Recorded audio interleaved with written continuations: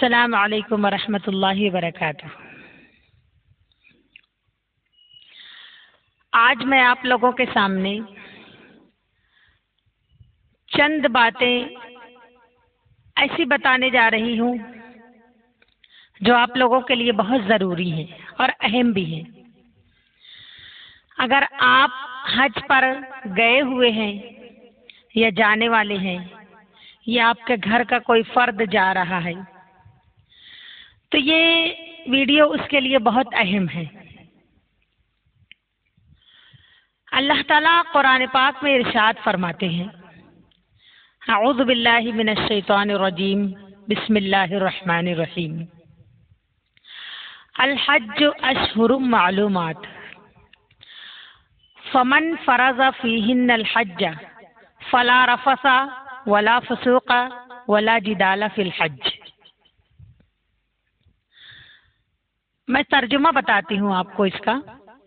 اللہ تعالیٰ فرماتے ہیں حج گنتی کے چند دن ہیں۔ لوگ سوچتے ہیں حج کیا ہے؟ حج ایک خاص عبادت کا نام ہے، ایک خاص عبادت کا نام ہے۔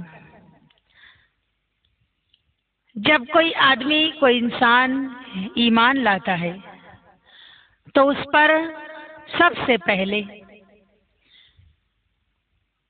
جو ادا کرنا ہے ایمان لانے کے بعد، ایمان تو توحید کا نام ہے کہ اللہ تعالیٰ کو ایک مانے۔ اسلام کے 5 ارکان ہیں جس میں سے سب سے پہلے نمبر پر توحید، پھر نماز، روزہ، زکوٰۃ، آخری نمبر پر ہے حج۔ اللہ نے اگر اتنی استطاعت دی ہے، اتنا مال دیا ہے کہ آپ کو اس در پہ بلا رہا ہے حج کے لیے، تو جب آپ جا رہے ہیں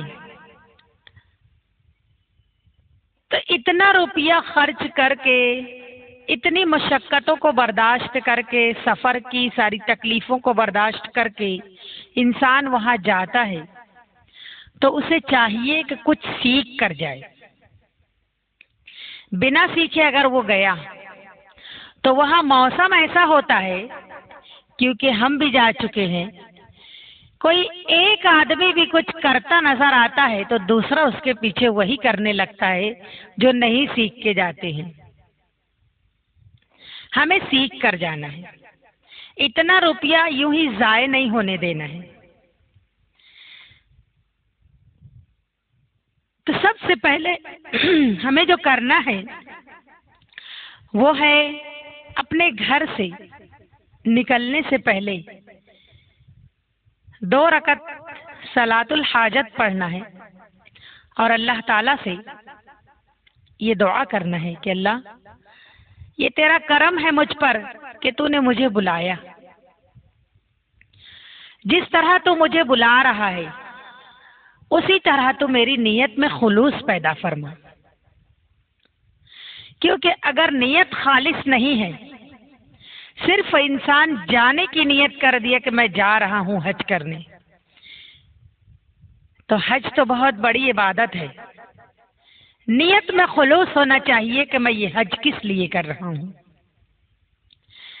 یہ حج میری زندگی کے لیے ایک ایسا نیا موڑ ہے کہ جب میں کر کے واپس آؤں تو اللہ میری زندگی میں ایسا بدلاؤ لا تو کہ جو گناہ، جو خطا مجھ سے ہوتی تھی ابھی تک، وہاں جا کے آنے کے بعد، حج کر کے آنے کے بعد میں حاجی کہلانے کے لائق سمجھا جاؤں۔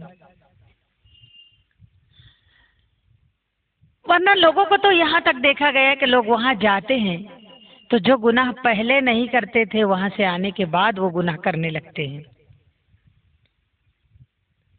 میں آپ لوگوں کو ایک چھوٹا سا مختصر سا واقعہ سناتی ہوں۔ یہ تفسیر کی کتاب میں لکھا ہوا ہے۔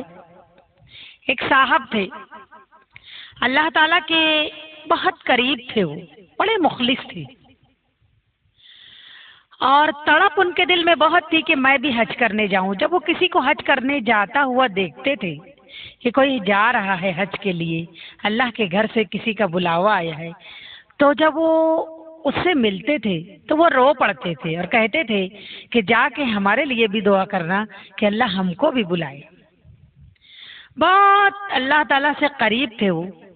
تفسیر کی کتاب میں لکھا ہوا ہے، قرآن پاک کی تفسیر میں لکھا ہے کہ جب وہ چلتے تھے تو انہیں محسوس ہوتا تھا کہ ان کے سر پر ایک نور سوار ہے جو ان کے ساتھ ساتھ چلتا ہے، کبھی ان کے آگے، کبھی ان کے دائیں، کبھی بائیں، کبھی سر پر۔ وہ محسوس کرتے تھے اس نور کو، کیونکہ ان کے دل میں تڑپ تھی سچی، اور اللہ تعالیٰ سے سچا لگاؤ تھا اور خلوص تھا اللہ سے کہ جب تو بلائے گا، جب میں جاؤں گا تیرے در پر۔ اللہ سے دعا ہے کہ اللہ سب کو بلائے، ہر مسلمان کو وہ در دکھائے، کیونکہ وہ بڑی مقدس جگہ ہے۔ اب جب وہ اتفاق سے ایسا ہوا کہ ان کو حج کرنا نصیب ہوا، تو وہ حج کے لیے گئے، بہت خوش تھے، مگر حج پورا کر کے جب وہ واپس آئے تو کیا دیکھتے ہیں کہ جو ان کے سر پر نور سوار رہتا تھا، جو ان کے آگے دکھتا تھا، ان کو جو دائیں بائیں دکھتا تھا، وہ غائب ہو گیا۔ تو وہ کسی عالم سے پوچھنے لگے کہ ایسا کیوں ہوا؟ میں جب تک حج کرنے نہیں گیا تھا تو میرے پاس ایک نور تھا جو مجھے محسوس ہوتا تھا، دکھائی دیتا تھا، اور اب دکھائی نہیں دے رہا ہے حج کرنے کے بعد۔ تو انہوں نے کہا کہ آپ جب اپنے گھر سے نکلے، گئے، سب ارکان ادا کیے، کیا سوچتے رہے؟ تو انہوں نے کہا بس میں یہی سوچتا رہا کہ اب میں حاجی کہلاؤں گا، لوگ اب مجھے حاجی بولیں گے۔ لیکن وہاں جا کے آنے کے بعد میری کیفیت بدل گئی۔ جانے سے پہلے جو کیفیت تھی، جو تڑپ تھی، جو لگن تھی، وہ نہیں رہی۔ تو وہ عالم صاحب کہتے ہیں کہ بس یہی بات ہے کہ جو خلوص تمہارے اندر پہلے تھا وہ اب نہیں ہے۔ اب تمہارے اندر شیطان غرور پیدا کر دیا ہے اور یہ بات ڈال دیا تمہارے دل میں کہ اب تو اللہ کا در دیکھ کے آ گیا، تو اتنی بڑی جگہ جا کے آ گیا، تو حاجی ہو گیا، اب تو جو چاہے وہ کر سکتا ہے، تو اتنا بڑا اللہ والا پہلے سے ہی ہے، اور اب حج بھی کر لیا، حاجی ہو گیا۔ تو وہ عالم صاحب کہتے ہیں کہ یہی چیز ہے جو تمہارے اندر کے نور کو ختم کر دی، یعنی تکبر آ جاتا ہے۔ ایک چیز میں بتاؤں کہ جانے والے جاتے ہیں، اور کئی بار اگر کوئی جا چکا ہے تو ایک بات یہ نوٹ کی گئی ہے کہ جب وہ بات کرتے ہیں کہ بھائی ہم کو تو سب آتا ہے، ہم لوگ کئی مرتبہ جا کے آئے ہیں، اتنا بھی سب آتا ہے تو بھی اللہ سے مانگو، کہو کہ اللہ میں تیرے در پر جا رہی ہوں، میرے اندر خلوص پیدا فرما، تکبر سے بچا مجھے، کیونکہ تکبر ایسی بری چیز ہے کہ اگر رائی کے دانے کے برابر بھی دل میں آ گیا نا، ساری نیکیوں کو ختم کر دے گا۔ اس لیے ہر جانے والے سے میری یہ درخواست ہے کہ گھر سے نکلنے سے پہلے ہی اپنی نیتوں کو ٹٹول لے کہ میں جا رہی ہوں تو میں کس نیت سے جا رہی ہوں، میرا مقصد کیا ہے۔ سیر و تفریح مقصد نہ ہو، گھومنا پھرنا مقصد نہ ہو، مقصد صرف یہ ہو کہ اللہ تجھے راضی کرنے کے لیے جا رہی ہوں، تیرے دین کا ایک رکن ہے حج، اسے پورا کرنے جا رہی ہوں، میں سیکھ کر جا رہی ہوں، ہر جگہ مجھ کو تیری مدد کی ضرورت ہے، جہاں جہاں میں جاؤں، جو اعمال کروں، ان سب اعمال کو بخیر و عافیت تو پورا کر کے قبول کر لینا۔ یہ دعا کر کے گھر سے نکلے۔ جب گھر سے نکلے تو گھر والوں کو حضور پاک صلی اللہ علیہ وسلم کیسے رخصت کرتے تھے معلوم ہے؟ آپ فرماتے تھے استودعکم اللہ دینکم و امانتکم و خواتیم اعمالکم۔ یہ دعا آپ پڑھ کر سب کو رخصت کرتے تھے کہ میں تم کو تمہارے اللہ کے حوالے کرتا ہوں، تمہارے دین کو بھی، تمہارے خاتمے کے اعمال کو پر تم کو اللہ کے حوالے کرتا ہوں کہ تمہارا آخری عمل، تمہارا خاتمہ اگر ہم ملے تو ٹھیک، نہیں ملے تو اللہ تعالیٰ تمہارا بہترین خاتمہ فرمائے، تمہارے آخری عمل کو بہترین بنا دے۔ یہ دعا آپ پڑھ کے لوگوں سے رخصت ہوتے تھے، اور پھر راستہ بھر آپ اللہ کا ذکر کرتے ہوئے تشریف لے گئے۔ حج کرنے کے لیے جب آپ گئے تو ہمیں بھی چاہیے کہ بہت زیادہ دھوم، بہت مستی، بہت زیادہ شور، بہت زیادہ ہنگامہ نہ کریں، خاموشی کے ساتھ اپنے سفر کو طے کریں۔ اور جب وہاں پہنچے تو ایئرپورٹ پر پہنچنے کے بعد جو وہاں کا انجام دینا ہے ہمیں کام، وہ سب انجام دینے کے بعد وہاں 2 رکعت نماز پڑھنا ہے۔ نماز پڑھنے کے بعد حج کی نیت کرنا ہے، اللہم انی ارید الحج ارید الحج فیسرہ لی وتقبلہ منی۔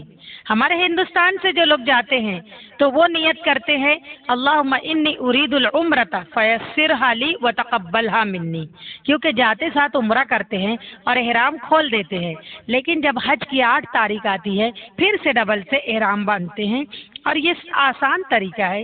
اسے حدیث کی کتابوں میں حج تمتع کہا جاتا ہے، یعنی ایک سفر سے 2 فائدہ اٹھانا، ایک تو پہلے جا کے عمرہ کر لینا، پھر جب حج کا دن آئے تو حج کرنا۔ تو آپ لوگوں کو یہ دعا آنی چاہیے، ساتھ ہی ساتھ تلبیہ بھی آنا چاہیے۔ تلبیہ لوگوں کو یاد نہیں رہتا ہے، وہاں جا کے ایک دوسرے کا سن کے یاد کرتے ہیں، یہاں سے یاد کر کے جاؤ۔ تلبیہ پڑھنا ہے، لبیک اللہم لبیک لبیک لا شریک لک لبیک ان الحمد والنعمت لک والملک لا شریک لک۔ ہماری نیت خالص ہونی چاہیے، جہاں جہاں جن جن مقامات پر حضور پاک صلی اللہ علیہ وسلم تشریف لے گئے ہمیں بھی ان جگہوں پر جانا ہے، اور ہر جگہ جا کے دعا کا اہتمام کرنا ہے۔ 8 تاریخ کو جب تم حج کا احرام باندھ لیں گے تو تمہیں حج کا احرام باندھنے کے بعد جو نیت کریں گے، اب عمرہ نہیں بولیں گے، اب بولیں گے اللہم انی ارید الحج فیسرہ لی وتقبلہ منی۔ اے اللہ، میں حج کی نیت کرتی ہوں تو اس کو میرے لیے آسان فرما اور قبول فرما۔ اس کے بعد 8 تاریخ کو مینا چلے جائیں گے۔ مینا میں 5 وقت کی نماز ادا کرنا ہے، ظہر، عصر، مغرب، عشاء، فجر۔ فجر کی نماز کے بعد عرفات کے میدان میں جائیں گے 9 تاریخ کو۔ 9 تاریخ کو عرفات کے میدان میں پہنچ کر ہمیں ظہر، عصر ایک ساتھ ادا کرنا ہے، جس کو جمع بین الصلاتین کہتے ہیں۔ تو عرفات کے میدان میں پہنچ کر ہمیں یہ دعا کرنا ہے کہ اللہ تعالیٰ، تیرے محبوب اس میدان میں آئے تھے اور انہوں نے کیا کیا دعا مانگی ہے، جو ہم جانتے ہیں، جو نہیں جانتے، وہ ساری دعائیں تو ہمارے حق میں قبول فرما۔ سب دعا تو مانگ نہیں سکتے، سب لوگوں کو اتنی توفیق ہوتی بھی نہیں ہے کہ جو دعا ہمارے نبی مانگے ہیں وہ ہم بھی مانگے، لیکن میں آسان جملوں میں آپ لوگوں کو بتا دیتی ہوں کہ 2 جملے میں ہم پوری دعا مانگ لیں گے۔ 2 جملے میں ہم کو یہ دعا ضرور مانگنا ہے، اللہم انی اسألک من خیر ما سألک منہ عبدک و نبیک و حبیبک محمد صلی اللہ علیہ وسلم ونعوذ بک من شر ما استعاذک منہ عبدک و نبیک و حبیبک محمد صلی اللہ علیہ وسلم وانت المستعان وعلیک البلاغ لا حول ولا قوة الا باللہ العلی العظیم۔ یہ پڑھنا ہے۔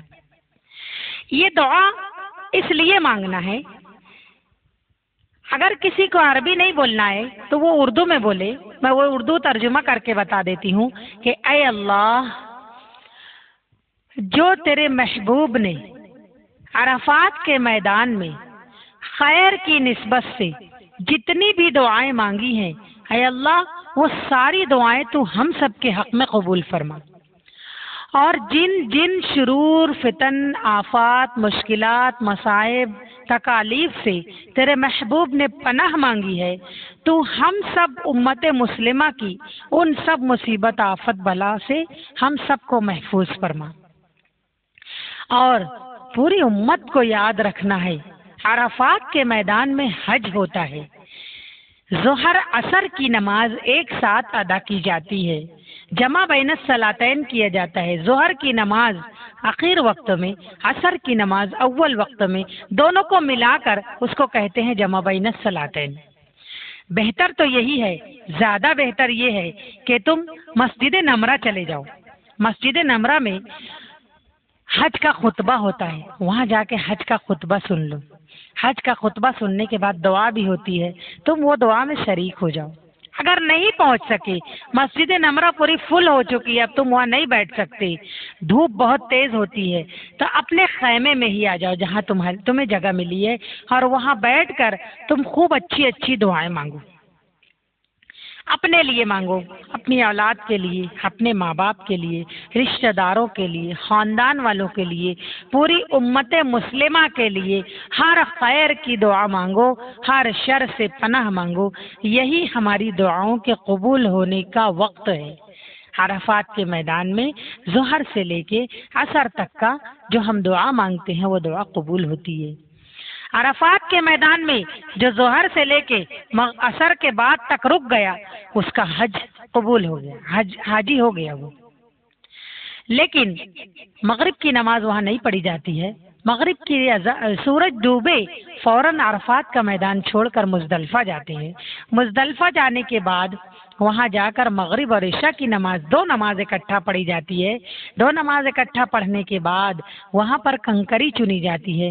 کنکریوں کو چن کر اچھی طرح سے دھو لیا جاتا ہے، کیونکہ وہاں پر بکری کی مینگنی بھی ہوتی ہے۔ رات کا وقت ہوتا ہے، کنکری جب چنتے ہیں نا تو اس میں مینگنی بھی آ جاتی ہے۔ بہتر یہ ہے کہ آپ لوگ مزدلفہ کے میدان میں 70 کنکریاں چنو اور اس کو پانی میں بھگو دو۔ جو مینگنی ہوگی وہ پھول کے اوپر آ جائے گی، جو کنکری ہوگی وہ تمہارے پاس دھو کے